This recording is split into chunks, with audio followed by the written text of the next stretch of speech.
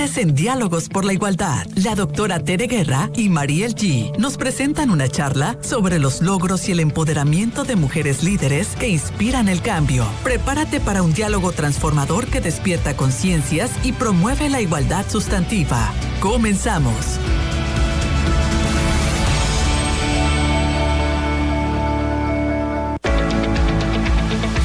Buenas tardes, noches, sean toda nuestra audiencia bienvenida a este segmento de Mujeres en Diálogos por la Igualdad.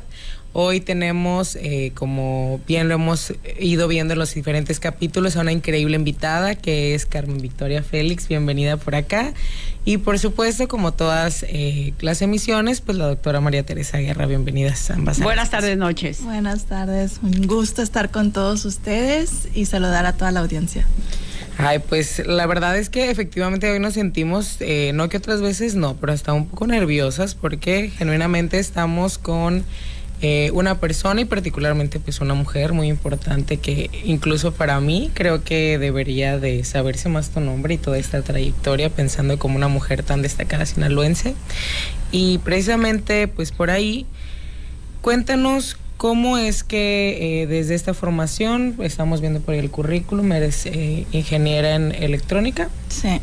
Con una maestría y que ahorita por ahí veremos el tema de las ciencias espaciales, para quien no lo sepa por ahí. Carmen, ¿cómo es que Carmen llega a la NASA? ¿Cómo sucede esto? Desde niña siempre soñé en aportar al sector espacial, en contribuir. No sabía muy bien el camino, pero tenía muy claro mi objetivo y creo que eso a mí me ayudó porque desde pequeña fui buscando como de dónde me acerco, qué lugares hay que me puedan ayudar. Estaba el Centro de Ciencias de Sinaloa y recuerdo que lo visitaba con mucho entusiasmo, con mucha ilusión y siempre soñé que aquí en México hubiera algo más, ¿no? Ahorita estoy feliz que ya tengamos una agencia espacial mexicana, pero me tocó pues ir tocando puertas y como quien dice picar piedra y a ir abriéndome camino porque básicamente pues yo soñaba con este sueño muy lejano porque no había aún en ese entonces como un camino establecido aquí en nuestro país y tuve claro cuando me puse a investigar a mis 12 años, creo que también eso fue clave, que me aconsejaron, mis padres me aconsejaron, o sea, ¿qué es lo que quieres ser? Y pregúntate ¿cómo le puedes hacer? Trázate objetivos. ¿Qué tienes que hacer ahorita? ¿Qué tienes que hacer en 5 años? ¿Qué tienes que hacer en 10 años para lograr tu meta? Y entonces, yo creo que ese consejo fue clave porque, digo, desde muy temprana edad me puse a ver cuáles eran los requisitos para trabajar en esa industria, qué cualidades o qué experiencia debía tener. Entonces, pues eso me fue guiando y por esa razón escogí ingeniería en la electrónica y todos los pasos que iba dando era como, bueno, esto me ayuda o me aleja de mi objetivo y fui haciendo un poquito las cosas, no sabía si iba a llegar o no, pero pues también algo que me queda claro es disfrutar del camino, vas tú rumbo a tu objetivo, muy firme, a veces no sale tu plan A y tienes que tener plan B y plan C y plan D. Claro, todos los de repuesto. Pero ir disfrutando, ¿no? Del camino, algo muy bonito que me ha tocado es ir transformando también a la gente que está a mi alrededor, ir compartiendo mi historia, que es súper importante, creo ahorita para no nada más las mujeres de mi edad, pero también las niñas, o sea, estas jovencitas que también están empezando a soñar. Es súper importante que vean ejemplos de mujeres que ya han logrado las cosas y de mujeres que ellas mismas se puedan identificar con estas modelos a seguir, digamos, y que vean que no soy diferente a ellas, que ¿qué edad tal tienes? vez tengo 39 años. Bueno, estás muy joven. Desde mis 12 años. Sí, desde mis 12 años ahí escribiendo a dónde quería ir y qué tenía que hacer. ¿No te privó sí. eso el tener a los 12 años ya trazado lo que tú querías hacer? ¿No sientes que eso te privó del disfrute de infancias? O sea, porque siempre puede ser que la observación, bueno, Es todo muy admirable, todo lo que tú has logrado y que nos vas a ir platicando, toda tu trayectoria, lo sobresaliente que ha sido.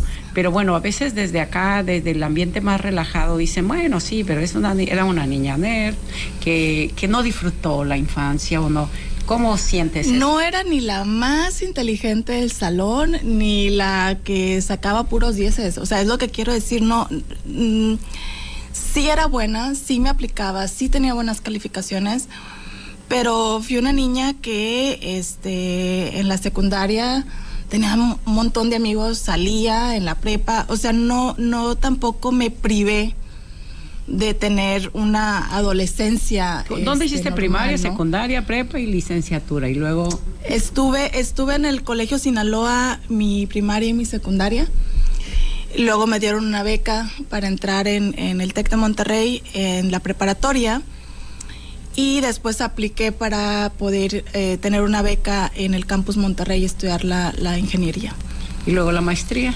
Y después me gradué, trabajé un tiempo justo porque pues eran becas crédito, tenía que pagar también para cubrir la parte de la beca que tuve ahí en el TEC.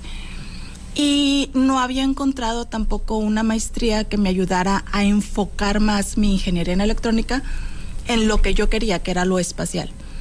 Sabía que la electrónica me iba a ayudar, pero yo quería como algo más enfocado en lo espacial. Y pasaron algunos años hasta que encontré la escuela International Space University, que está en Francia. Y el programa me encantó, habla de absolutamente todo lo que es la industria espacial, no nada más de lo que es cohetes, sino también toda la parte de negocio, toda la parte de legal que se involucra mucho en el sector espacial y que es muy diferente a cualquier otro sector.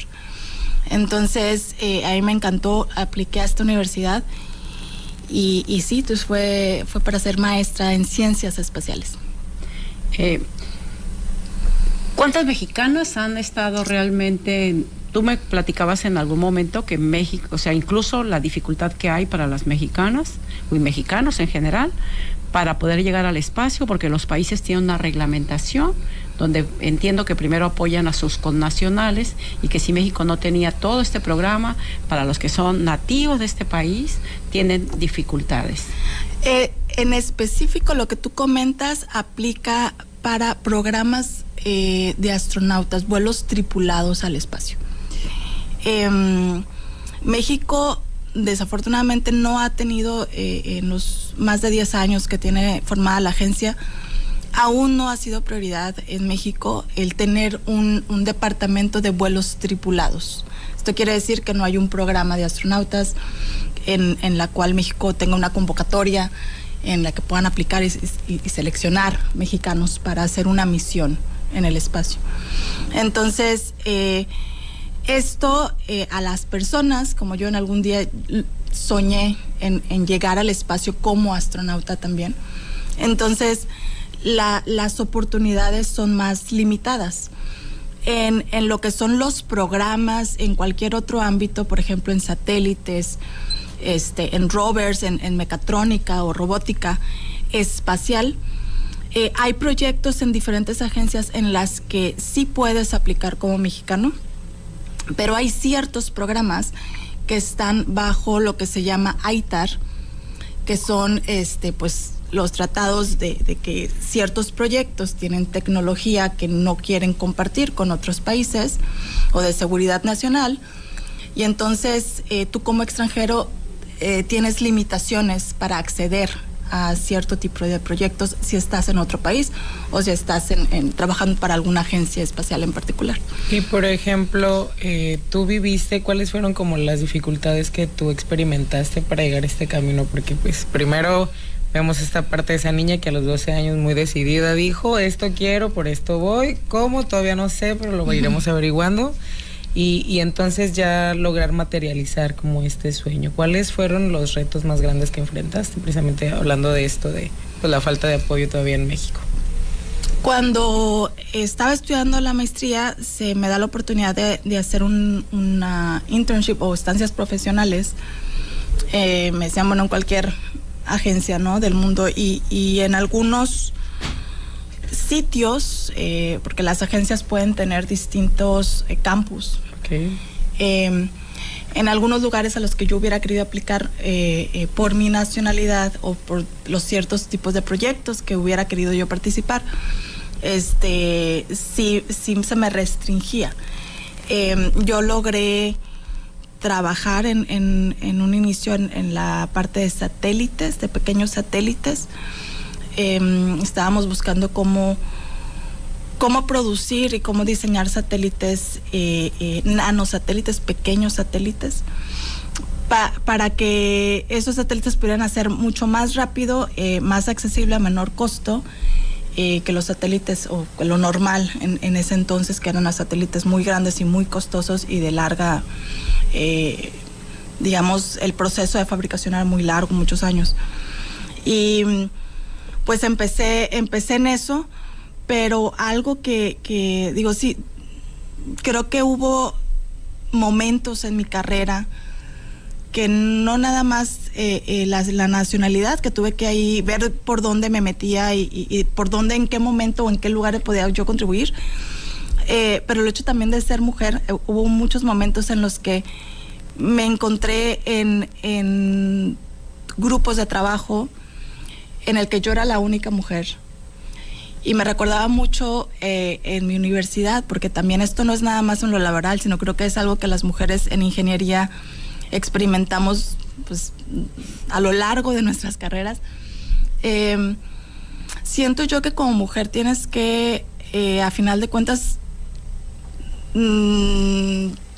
probar que realmente sabes, que sí puedes, demostrar, claro, que es exactamente que el lugar que tienes, pues te lo mereces por tus capacidades y tus conocimientos y dar resultados. Y al final de cuentas creo que a mí lo que me ha ayudado mucho es demostrar con resultados, ¿no? O sea, no decir, sino mira, aquí está. hacer y claro, te vas ganando el respeto de tus colegas, de las demás personas, ¿no? Pero sí es algo que incluso ahora, a la fecha, ha cambiado mucho y va mejorando, pero a la fecha me sigo encontrando con historias de chavitas que están estudiando ingeniería o que están entrando en este tipo de sectores que son muy dominados por hombres y que tienen experiencias similares a las que yo viví. Entonces hay chamba todavía que hacer en ese aspecto. Estamos cada vez viendo mayor número de mujeres participando, pero hay mucho trabajo todavía para llegar a una igualdad de género en estos sectores. No, en estos campos simplemente decir que todavía hay mucha subrepresentación de las mujeres. Sí. En todas las carreras que tengan que ver con las ingenierías, ciencias exactas, todavía, o sea, a diferencia de otras carreras donde vamos a encontrar que puede haber paridad, e incluso en Sinaloa el 56% de la matrícula universitaria son mujeres. Sin embargo, ya cuando desglosamos en qué carreras están, vamos a encontrar que todavía las carreras ingeniería, mecatrónica, todo lo que tenga que ver con este tipo de ciencias, hay una, o con las ciencias exactas que le llamamos, una subrepresentación. Las mujeres todavía no llegan, y más difícil en el campo laboral, como tú lo comentas. Seguramente lo sentiste desde la licenciatura. Claro. Ha de haber sido de las pocas mujeres que estaban en la licenciatura. Pero yo creo que mucha de nuestra audiencia, a veces de pronto ahorita hablabas tú de vuelos tripulados y vuelos no tripulados, como que la audiencia a veces no sabe que todo esto hay. Y en algún momento dado te pregunté, oye, a muchas nos da miedo hasta subirnos en un avión o vencemos esos miedos. Y tú estabas todavía pues ir al espacio. Uh-huh. ¿Cómo, no solamente como niña, como mujer, que tuviste toda esta determinación, tenías esa decisión? Es decir, sí, a mí no me da miedo, yo sí puedo cruzar el espacio. ¿Qué te impulsó, qué te motivó y qué te hizo vencer miedos? Porque todas vencemos miedos. Fíjate que yo siempre desde chiquita no he sido muy aventada, a mí me gusta la adrenalina y todo esto. Y no quiero decir que, porque tengo el entrenamiento, ahorita lo comentabas, para que la audiencia lo sepa también, por si no lo saben. He estado en entrenamiento desde el 2018. Fui la primera mexicana en ser aceptada para un entrenamiento de ciudadanos, sin importar nacionalidad, para poder llegar al espacio a hacer experimentos científicos. Entonces he estado, bueno, en entrenamiento, he hecho algunos vuelos parabólicos en los que hemos probado experimentos que queremos llevar al espacio o experimentos que ya han llegado al espacio, a la Estación Espacial Internacional con algunos astronautas canadienses y americanos. Pero todo este proceso que he vivido y los entrenamientos que he hecho, yo creo que es importante decir, no es que en ningún momento yo diga no tengo miedo para nada. Claro que hay momentos en los que yo sé que lo que estamos haciendo es peligroso y es realmente en esos momentos confiar en las personas con las que estás entrenando, en los instructores, en la tripulación o en tus compañeros que están contigo haciendo esto, y confiar también en ti mismo y en el entrenamiento que tienes, ¿no? Porque también entrenamos para casos de emergencia. ¿Qué vamos a hacer en caso de una emergencia? Y a final de cuentas es, bueno, confío en la ingeniería, confío en los ingenieros, confío en mis capacidades y lo hago. Hubo una experiencia que tuve cuando hicimos vuelos con aviones modificados para hacer vuelos acrobáticos. Esto lo hacemos para experimentar diferentes gravedades en el cuerpo y ver si eres capaz de sobrevivir un lanzamiento. Porque en el lanzamiento el cuerpo pues es sometido a un nivel mucho más grande de gravedad, le llamamos. Entonces, me acuerdo que era mediodía, el avión no prendía, estuvo así empezó a como que a salir humito, y yo dije, ¿qué es esto? Dijo, no es buena señal. Sí. Y el piloto, estaba nada más un piloto y yo en este avión, son aviones muy pequeñitos, y era una persona que pues toda su vida había estado piloteando aviones de la Fuerza Aérea de Estados Unidos, un piloto muy experimentado. Y me dice, no te preocupes, es nada más porque está haciendo demasiado calor y a veces el avión no enciende por las temperaturas. Entonces al final ya lo pudo encender y todo estaba bien, pero llegó un momento en el que dije, ¿y será que mejor no, o sea, le digo que mejor después o lo cambio de fecha? Porque sí da miedo, o sea, estamos haciendo algo muy riesgoso y a final de cuentas todo salió bien, pero para comentarte, al día siguiente de ese entrenamiento hubo un accidente fatal de un estudiante que no iba en nuestra clase y un instructor que no estaba enfocado en nosotros, era un instructor de la universidad, a un grupo diferente, pero hubo un accidente fatal y murió esa persona. Y tuviste el presentimiento. Pero bueno, está muy interesante todo lo que nos estás contando y muestra toda la adrenalina que a veces tienes con la que vives. Pero vamos a ir a una pausa y regresamos ahorita en este segmento de Mujeres en Diálogos por la Igualdad. Nos vamos a un corte. En un momento regresamos. Mujeres en Diálogos por la Igualdad con la doctora Tere Guerra y Mariel G. Whether you're having your morning coffee while your activities are going on or just relaxing after a long day, Los Noticieristas will be there to bring you the most relevant information about our city, our state, Mexico, and the world. Go to losnoticieristas.com, press the new translation button, and find out everything, now in English. Los Noticieristas, watching live. Alto Vibraje, el podcast de sinaloenses ordinarios siendo extraordinarios. Una entrevista donde aprender de las experiencias de los grandes es el objetivo principal. Búscalo así, Alto Vibraje, en todas las redes sociales y sintonízalo en Vibra Radio y Los Noticieristas. Acabamos de subir a redes la entrevista de Delia Barraza, donde ser el mejor es el único camino. Ya descárgalo. Un podcast con causa de la Junta de Asistencia Privada para la ayuda directamente a la organización que el entrevistado seleccione. En este caso fue beneficiada Operación Ambiente, que apoya el desarrollo comunitario y ecológico en Sinaloa. Muchas gracias por estar sintonizando Alto Vibraje, el podcast de sinaloenses ordinarios siendo extraordinarios. Gran idea donde el Cachi, José de Jesús, Luis Alberto Díaz, el noticierista, y el pitcher, su servidor Roque Mascareño, hemos creado esta idea de Alto Vibraje, el podcast de sinaloenses grandes aportando sus experiencias, sus anécdotas, sus vivencias de sus empresas y de sus familias. Esto hace que usted y yo podamos aprender de manera más directa, más vivencial, más humanamente. El podcast que además tiene causa, y la causa se llaman las instituciones que tiene la Junta de Asistencia Privada, que atienden a grupos más vulnerables en nuestro querido Sinaloa. ¿Le gustaría a usted aportar y sumarse a las instituciones de la Junta de Asistencia Privada?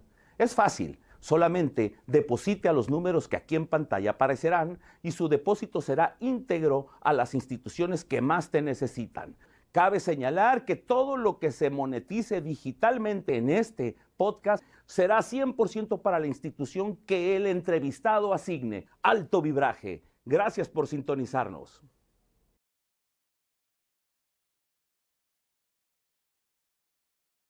En Vibra Radio. Esta noche, Cena Pancho. Un servidor en esta noche, Cena Pancho, va a entrevistar a diferentes personajes dentro de los géneros periodísticos. Tú lo sabes, el que más me apasiona a mí es el de la entrevista. Así es. Escucha a Francisco Arismendi, analista de los noticieristas, todos los jueves a partir de las 7:30 de la noche. En Esta noche, Cena Pancho. Se estará transmitiendo en vivo por radio y TV digital en plataformas de YouTube y Facebook de los noticieristas. Vibra Radio. ¿Estás lista para unirte a la revolución por la igualdad sustantiva? Mujeres en Diálogos por la Igualdad. Esta semana, la doctora Tere Guerra y Mariel G. nos presentan una charla inspiradora con Carmen Victoria Félix Chaires, ingeniera y científica espacial sinaloense.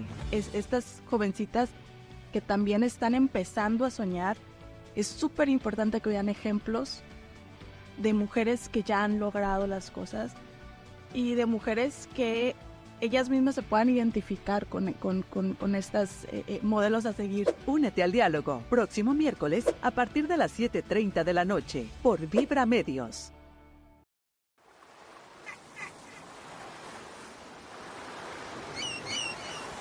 ¡Súmate, Sinaloa!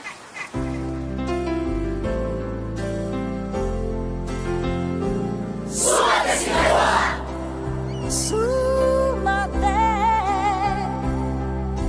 Tierra es de los hombres que se unen al progreso. Mi tierra es un congreso de hospitalidad. Mi tierra abre los brazos siempre con bonanza y nos regala la esperanza. La igualdad con la doctora Tere Guerra y Mariel G.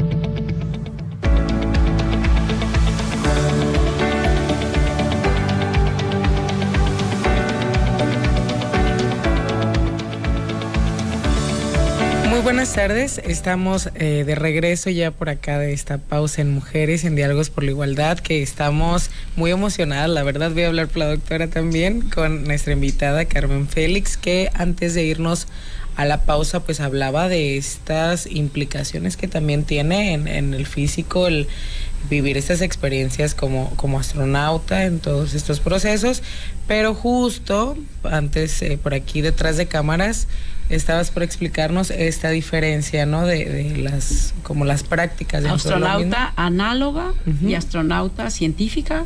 Sí. Astronauta análoga que fui la primer mujer astronauta análoga en México. Ha habido ya y sinaloense y sinaloense, sí, fui la primera. Un gran mérito. Nosotros como astronautas análogos lo que hacemos es participamos en misiones que se realizan aquí en tierra para planeación y ensayo de futuras misiones espaciales. ¿Como una especie de simulador?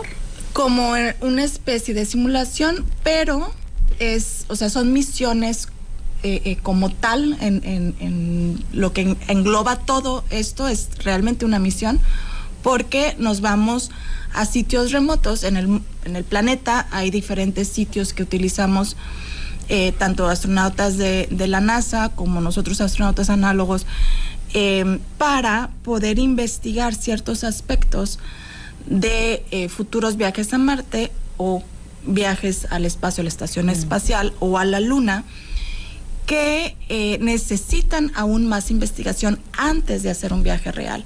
Porque una vez que se haga un viaje real, pues imagínense, es muy costoso y no hay espérame tantito, voy a ir aquí a comprar una herramienta que me hace falta porque falló esto. Se me olvidaron las llaves ahorita. Sí, se me olvidaron las llaves, ¿no?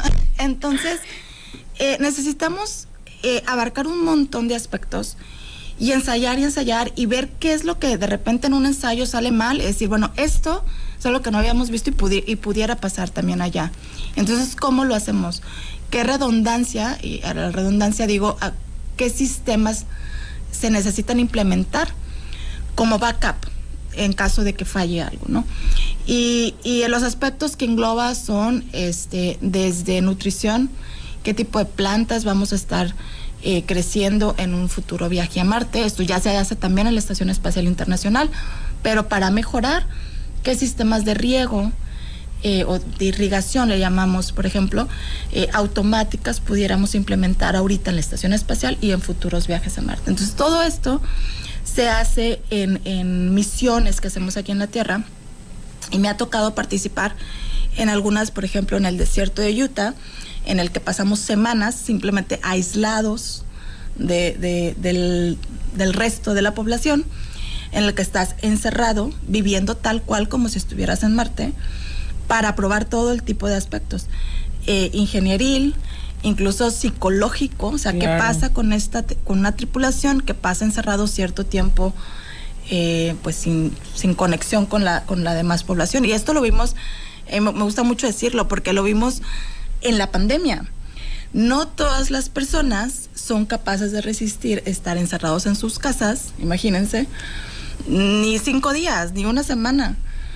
¿Por qué? Porque es natural, ¿no? El ser humano le gusta salir y respirar el aire claro, libre. Entonces, sí, o sea, ¿qué pasa si te subes a una nave en el que no puedes salir y se tardan 6, 8 meses en llegar a Marte, y luego llegas a estar en un hábitat, pero no es como que vayas a salir a ver, ¿sabes? Los arbolitos, no el mar, la naturaleza. Para que te dé el aire. Entonces todo eso tiene un impacto psicológico en el ser humano que ha sido estudiado, pero no sabemos, porque nunca hemos ido tan lejos como ir a Marte. Entonces, ¿cuál sería el impacto en un tiempo tan prolongado en la psique del ser humano? Entonces, hay un montón de cosas que, siempre lo digo, tecnológicamente ya pudiéramos llegar a Marte con una tripulación. El realmente interesante de esta situación es la parte humana, la parte de la tripulación, y no nada más en lo individual, sino también cómo van a convivir 6 personas o 4 personas, depende del número de tripulantes, para un vuelo tan largo y encerrados, ¿no? O sea, todo este tipo de cosas que también vimos en la pandemia, pero fue un caso muy interesante. Oye, que si a veces nada más en un viaje familiar de 2, 3 horas ya una anda respirando un poco fuerte, dice ya así. hay tragedias. Sí, ya anda respirando profundo para poder vivir en un espacio como tan pequeño o habitar. Y también por ahí, y entonces, ¿cuál sería la parte de la astronauta científica que también comentas? Tienes bueno, parte. Eso del astronauta análogo lo tengo viendo desde el 2010, más o menos. Pero en el 2018 fui seleccionada también, fue la primera mexicana en general, hombre y mujer, y después he invitado a más mexicanos y ya están participando más mexicanos. Pero en el 2018 me aceptaron para ser parte de este programa en el que eres entrenado para poder realizar experimentos ya volando en el espacio. Entonces, para esto también nos preparamos haciendo vuelos parabólicos, que son con aviones modificados también. Estos no son los acrobáticos que comentaba antes, sino parabólicos quiere decir que van muy alto y hacen parábolas en el aire. Y entonces en cada parábola en el punto más alto, llegas a experimentar ahí, por ejemplo, gravedad cero, flotas. Sí, estamos hablando, por ejemplo, para la gente que un avión comercial vuela cuando siempre dicen los 10,000 metros, pasamos los 10,000 metros. Entonces, esos aviones que hablas que hacen parábolas, ¿a qué altura más o menos? Llegan, depende de qué avión. Ahorita nosotros hemos utilizado uno de los aviones canadienses, que es el Falcon 20. Es modificado este avión específicamente para hacer experimentación. Entonces no es un avión en el que puedan subirse pasajeros y llegan aún más alto.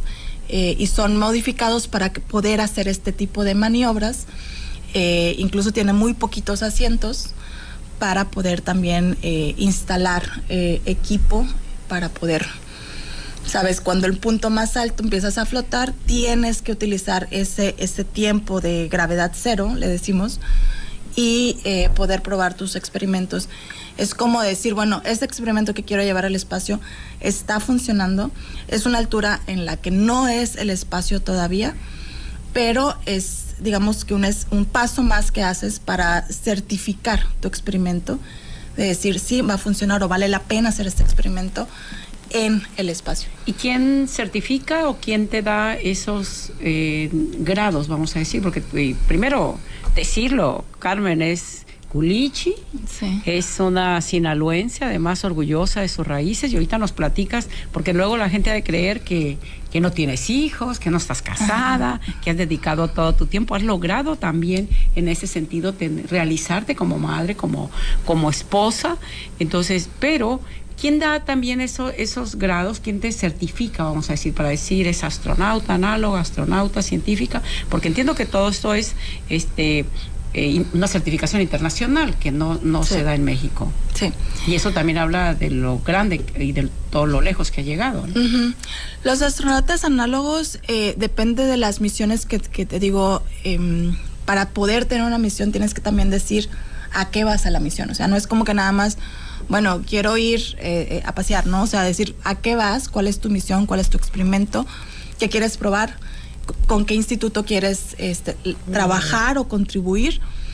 Y en mi caso, las misiones análogas que he participado, que han sido en Estados Unidos, en Polonia, en Austria, en España, en Holanda, siempre los he hecho de la mano con experimentos o con investigadores de NASA, de la Agencia Espacial Canadiense, de la Agencia Espacial Europea, e incluso montamos el que fue en Polonia, con un organismo de jóvenes, del cual fui parte muchísimos años, y se llama Generación Espacial, y es parte, este organismo, este grupo es parte de la ONU. También ellos dan como de todo lo que se trabaja en el año, en las reuniones anuales dan su punto de vista, ¿no?, a todos los gobiernos a la hora de tomar decisiones en temática espacial. Y en justo con este grupo hicimos misiones en Polonia, a las cuales invité a mexicanos a que metieran experimentos y que pudieran ir. En esa misión participaron jóvenes del UNAM y llevaron robots, rovers que se van a mover para buscar piedras y buscar cierto tipo de elementos de exploración en la Luna o en Marte. Y también que participaran como astronautas análogos, ellos mismos que pudieran estar cierto tiempo también aislados, porque no es nada más ir y ser astronauta, no, hay todo un equipo, también hay todo lo que es control de misión, que es todo el equipo de ingenieros, de científicos que están supervisando que todo vaya bien.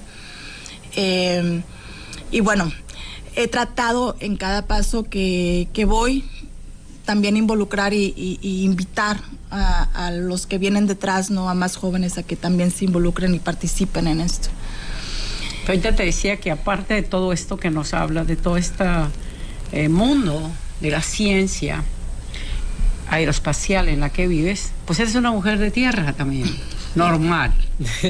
Porque de pronto te escuchamos y decimos, bueno, en ese mundo de alturas, del espacio, pero también eres una madre.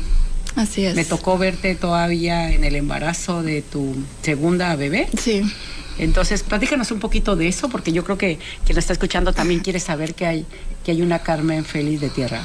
Sí, fíjate que es súper interesante también hablar de este tema, porque como mujeres, pues también hay muchas facetas, ¿no? Está la profesional, pero también veo muchas mujeres que tienen problemas, o de repente dicen, ¿cómo voy a balancear la parte de ser profesionista y madre y esposa y todo el tema de la crianza, toda la crianza, claro, y la casa y demás? Entonces, la verdad es que yo pospuse por mucho tiempo el ser mamá, porque igual, o sea, tenía un viaje aquí, un proyecto acá, un proyecto allá, pero pues llegó el punto en el que digo, a ver, o sea, como mujer y como pues plan de vida también, sí que yo siempre dije quiero ser mamá, y entonces cuando lo decidí dije, va.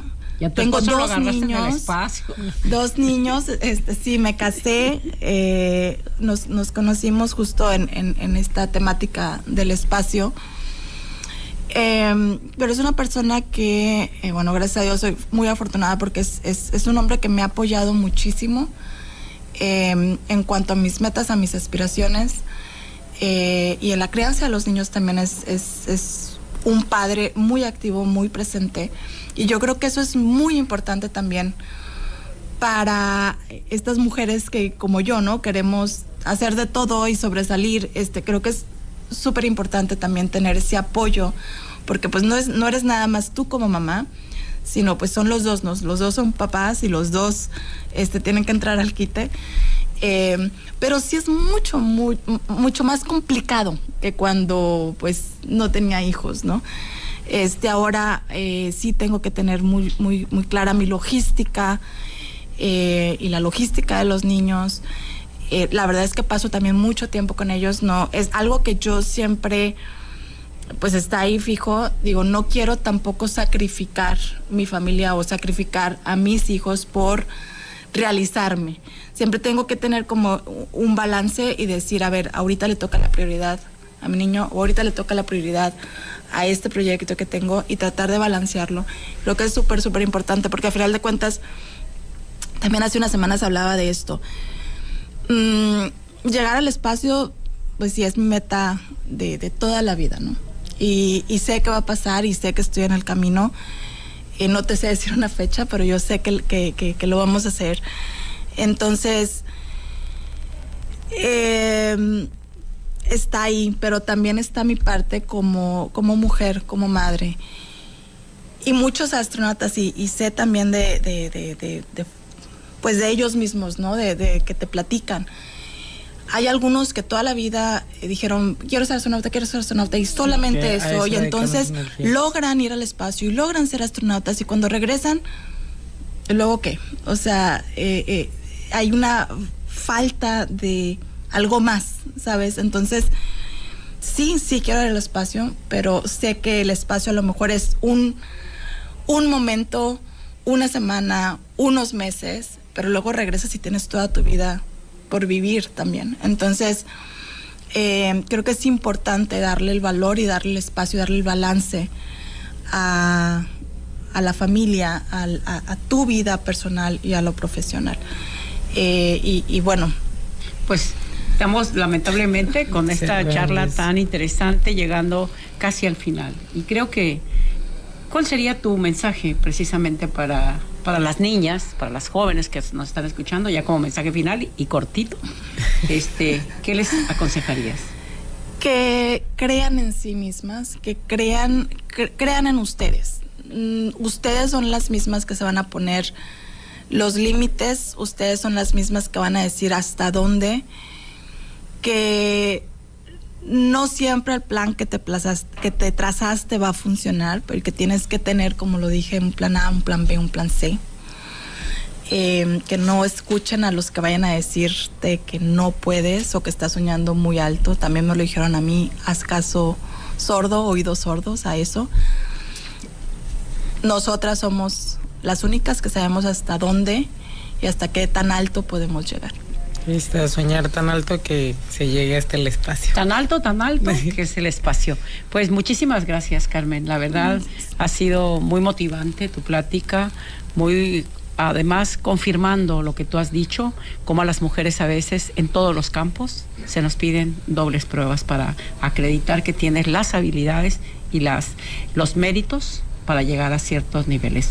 La verdad, nos quedamos pendientes de una segunda entrevista. Sabemos que ya vas a andar por México, anduviste viviendo por Holanda tus últimos años, pero bueno, un gran ejemplo a seguir toda tu trayectoria, y seguramente quienes han escuchado hoy y quienes nos están sintonizando, pues lo saben. Muchas gracias. Y pues con esto llegamos al final de este segmento de Mujeres en Diálogos por la Igualdad.